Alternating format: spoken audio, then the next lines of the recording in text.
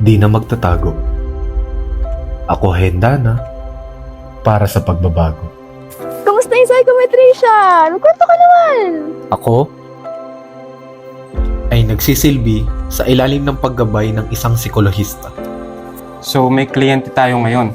As usual, kailangan ko lahat ng makakaya mo for this session. Their safety and security is our top priority. Sa bawat araw, iba't ibang kwento ang aking nakikita. Sa level ng aking serbisyo, sa bawat pagsusuri, hindi lang isip ang inuunawa, kundi ang kabuuan ng isang tao. Pero ang aking serbisyo, nagagamit ko rin bilang isang talaturo. Autism spectrum disorder is a neurodevelopmental disorder that affects young children.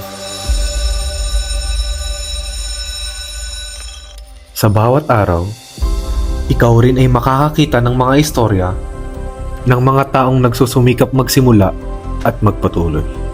Ikaw naman, psychometrician ka din naman. Ako ay isang HR associate. Sa likod ng bawat pagtanggap, may pag-asa akong binubuo.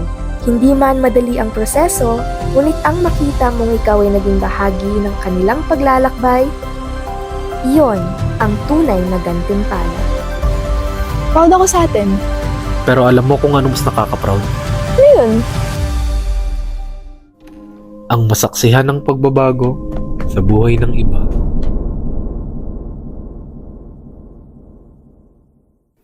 Ma,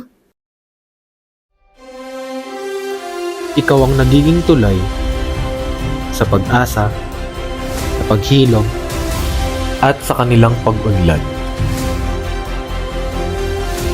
Kita mo yan? Party ka niyan. Ikaw ay psychometrician at hindi psychometrician lamang. Ang iyong tungkulin ay daan sa pagbabago ng buhay ng ibang tao. Tuloy-tuloy na natin to. Para sa psikolohiyang mapagpalaya.